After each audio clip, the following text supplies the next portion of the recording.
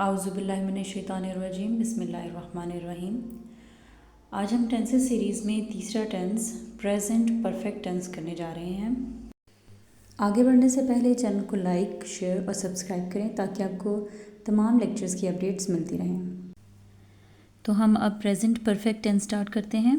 इसमें मैंने सबसे पहले एक सेंटेंस लिखा है, एक जुमला लिखा है, तमाम परिंदे उड़ चुके हैं।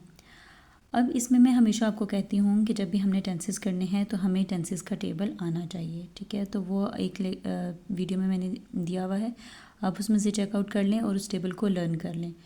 तो जब भी हम टेंस को कन्वर्ट करना स्टार्ट करते हैं तो हम कुछ स्टेप्स हैं जिनको हमने फॉलो करना है एज अ बिगनर, ठीक है। जब भी हम टेंसेस सीख रहे होते हैं हम डायरेक्ट एक जुमले को उर्दू से इंग्लिश में कन्वर्ट नहीं कर पाते, वो मुश्किल हो जाता है, उसमें मिस्टेक्स होती हैं। तो बेहतर ये है कि एज अ बिगनर आप कुछ स्टेप्स हैं जिनको फॉलो करें।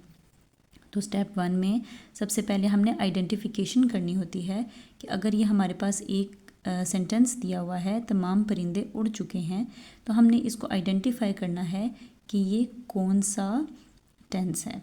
तो हमने उसको जब आइडेंटिफाई करना है तो सबसे पहले हमने उसके लास्ट वर्ड को देखना है। हैं इसमें यूज़ हुआ है तो इट मीन्स ये प्रेजेंट है।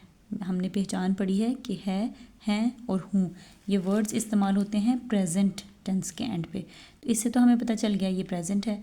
और जब हम उससे पहले वाली आइडेंटिफिकेशन देखते हैं चुके, तो चुके से हमें पता चलेगा कि ये परफेक्ट टेंस है, ठीक है। तो हमने अब चुके देखा तो चुके से हमें पता चल गया कि ये परफेक्ट है, और हैं से पता चल गया कि ये प्रेजेंट है। इट मीन्स ये प्रेजेंट परफेक्ट टेंस है, ठीक है। टेस्ट में या पेपर में, प्रैक्टिस में हमें नहीं पता होता जब मिक्सअप दिए हुए होते हैं कि ये कौन सा है। इसमें तो मैंने ऊपर लिखा हुआ है क्योंकि हम लोग आज प्रेजेंट टेंस कर रहे हैं, प्रेजेंट परफेक्ट टेंस कर रहे हैं। तो जब हमारे पास मिक्सअप क्वेश्चन सेंटेंसेस आते हैं तो हमें नहीं मालूम होता कि ये कौन सा है, तो हमने सबसे पहले उसकी आइडेंटिफिकेशन करनी है। अब हमें ये पता चल गया कि ये प्रेजेंट परफेक्ट टेंस है, तो फिर हम इससे इस चीज़ को फाइंड आउट कर सकते हैं कि यहाँ पर हेल्पिंग वर्ब कौन सा यूज़ होगा और फॉर्म ऑफ वर्ब कौन सी यूज़ होगी। तो अब हम रिकॉल करेंगे, जब प्रेजेंट परफेक्ट टेंस हम कर रहे होते हैं उसमें हम हेल्पिंग वर्ब लगाते हैं हैज़ और हैव, और फॉर्म ऑफ वर्ब यूज़ होती है थर्ड, ठीक है। सारे परफेक्ट टेंसेस में third form of verb use होती है। तो हम इसको हमने आइडेंटिफाई कर लिया और इनके हेल्पिंग वर्ब्स और फॉर्म ऑफ वर्ब को लिख लेंगे जी। तो आइडेंटिफिकेशन, हेल्पिंग वर्ब और फॉर्म ऑफ वर्ब लिखने के बाद अब हम चलेंगे स्टेप 2 की तरफ। स्टेप 2 हमेशा हमारा होता है फार्मूला। हमने जब पहला स्टेप कंप्लीट कर लिया, identification, helping verb, form of verb, अब हम इसके बाद स्टेप 2 की तरफ चलेंगे फार्मूला। हमें फार्मूला लिखना है, तो फार्मूला हमने याद किया हुआ है subject, helping verb, form of verb, object जी। तो ये तो हमारा फार्मूला हो गया, subject, helping verb, form of verb, object. अब हमने इसी फार्मूले के अकॉर्डिंग इसमें सारी चीज़ें पुट करनी है। सब्जेक्ट हमारा क्या होता है, ऐसी चीज़ या ऐसा शख्स जो कोई काम कर रहा हो, मतलब काम करने वाले को, फाइल को, जो काम करने वाला होता है उसको हम कहते हैं सब्जेक्ट।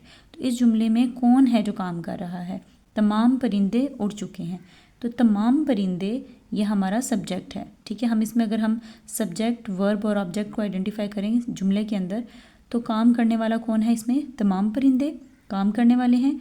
काम क्या हो रहा है, उड़ना, ठीक है। और इसमें ऑब्जेक्ट कोई भी नहीं है, ठीक है, कोई ऐसी चीज़ नहीं है जिसके साथ काम किया जा रहा हो। तो इसमें हमारे पास सिर्फ सब्जेक्ट है और वर्ब है, काम है, ठीक है। तो अब हम इसमें सब्जेक्ट को पुट करेंगे। तमाम परिंदे हमारा सब्जेक्ट है, तो तमाम परिंदों को हम इंग्लिश में कहेंगे ऑल बर्ड्स, ठीक है। तमाम, ऑल और बर्ड्स परिंदे, ये हमारे पास सब्जेक्ट है। सब्जेक्ट हमने लिख लिया यहाँ पे, ऑल द बर्ड्स। अब हमने हेल्पिंग वर्ब लगाना है। अब हेल्पिंग वर्ब हमारे पास दो हैं, एक है हैज़ और एक है हैव। हैज़ किसके साथ यूज़ होता है, हैव किसके साथ यूज़ होता है, ये भी हम पहले टेंसेस में कर चुके हैं कि हम हैज़ को किसके साथ इस्तेमाल करते हैं, हैव को। तमाम हेल्पिंग वर्ब्स जिन सब्जेक्ट्स या जिन प्रोनाउंस के साथ यूज़ होते हैं वो हम पहले इनकी टेंसेस की बेसिक्स में कर चुके हैं, आप वीडियोस में चेक कर सकते हैं। लेकिन इस टेंस के अकॉर्डिंग मैं आपको यहाँ पे बता दूँगी कि हैज़ और हैव किसके साथ इस्तेमाल होता है। हैज़ इस्तेमाल होता है ही, शी, इट और सिंगुलर नाउन्स के साथ। जब हमारे पास सिंगुलर नाउन होंगे, चाहे वो नाउन हो चाहे वो प्रोनाउन हो, सिंगुलर होंगे तो हम हैज़ यूज़ करेंगे, और जब प्लूरल होंगे तो हम हैव यूज़ करेंगे। आई, वी, दे, यू, और प्लूरल नाउन के साथ हम हैव यूज़ करते हैं। अब यहाँ पे देखें जो परिंदे हैं, ऑल द बर्ड्स, क्या ये सिंगुलर है या प्लूरल है? तो यहाँ पे ऑल का वर्ड यूज़ हुआ है, तो ऑल भी प्लूरल के लिए हम इस्तेमाल करते हैं और बर्ड्स भी प्लूरल है। तो यहाँ पर हम हेल्पिंग वर्ब इस्तेमाल करेंगे have. All the birds have.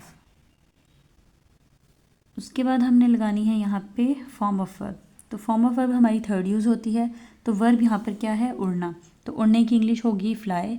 Fly की थर्ड फॉर्म इस्तेमाल करेंगे फ्लाई, फ्लू, फ्लॉन। तो हम यहाँ पे फ्लॉन का वर्ड यूज़ करेंगे वर्ब की थर्ड फॉर्म के तौर पे। All the birds have flown. अब इसमें हमारे पास ऑब्जेक्ट नहीं है, तो हम ऑब्जेक्ट को छोड़ देंगे और बाकी हमारा सेंटेंस कंप्लीट हो गया है। All the birds have flown. ये हमारा पॉजिटिव या अफर्मेटिव सेंटेंस है। अब हमने इसको नेगेटिव में चेंज करना है। तो नेगेटिव के लिए हमेशा मैं आपको बताती हूँ कि हेल्पिंग वर्ब के बाद हम नॉट लगाते हैं। तो जब हम इसको उर्दू में नेगेटिव जुमला बनाएंगे या मनफी जुमला बनाएंगे, तो तमाम परिंदे उड़ नहीं चुके हैं या तमाम परिंदे नहीं उड़ चुके हैं, तो हमने उर्दू में नहीं लगा दिया, तो ये हमारा मनफी जुमला बन गया। और जब हम इंग्लिश में इसको कन्वर्ट करेंगे तो हमने हेल्पिंग वर्ब के बाद नॉट लगा देना है। All the birds have not flown. बाकी सारा कुछ एज इट इज़ रहेगा, सब्जेक्ट भी, हेल्पिंग वर्ब भी और फॉर्म ऑफ वर्ब भी। सिर्फ हमने हेल्पिंग वर्ब के बाद नॉट लगाना होता है। हमेशा नॉट हेल्पिंग वर्ब्स के बाद आता है। अभी हमारा नेगेटिव सेंटेंस भी कन्वर्ट हो चुका है। All the birds have not flown. अब जब हम इंटरगेटिव सेंटेंस बनाएंगे तो हमारा एक ही रूल होता है, हमारा जो इंटरगेटिव सेंटेंस होता है कि उसमें हमने हेल्पिंग वर्ब को सेंटेंस के स्टार्ट में लेकर आना है। तो अब हम इसको इंटरगेटिव सेंटेंस में चेंज करेंगे तो हैव स्टार्ट में आ जाएगा। Have all the birds flown. क्या तमाम परिंदे उड़ चुके हैं? उर्दू में भी जब हमने सवालिया जुमला या इंटरगेटिव सेंटेंस बनाना है तो हमने जुमले के स्टार्ट में क्या लगा देना है? क्या तमाम परिंदे उड़ चुके हैं। और इंग्लिश में हम जब करेंगे तो हम हेल्पिंग वर्ब को सेंटेंस के स्टार्ट में ले आएंगे, बाकी सारा एज इट इज़ रहेगा। यह हमारा इंटरोगेटिव सेंटेंस भी चेंज हो चुका है। अब जब हम इसको नेगेटिव इंटरोगेटिव बनाते हैं तो उसमें नॉट भी जहाँ पर प्लेस है वहीं पर रहेगा, और जो हेल्पिंग वर्ब है उसको भी हमने सेंटेंस के स्टार्ट में लगाया लेकर आए हैं तो वो भी वहीं पर रहेगा। तो ये बन जाएगा have all the birds not flown. जब हमने नेगेटिव बनाया था सेंटेंस तो नॉट जहाँ पर था वो वहीं पर रहेगा अपनी प्लेस पे, और जब हमने इसको इंटरोगेटिव बनाया था तो हम हेल्पिंग वर्ब को स्टार्ट में लेकर आए थे। और जब हम नेगेटिव इंटरोगेटिव बनाते हैं, नेगेटिव इंटरोगेटिव में हमारा ये नेगेटिव मनफी जुमले का और सवालिया जुमले का एक कम्बिनेशन होता है। इन दोनों को जब हम इकट्ठा कर देते हैं जिसमें नेगेटिव भी आता है और इंटरोगेटिव भी आता है। क्या तमाम परिंदे नहीं उड़ चुके हैं?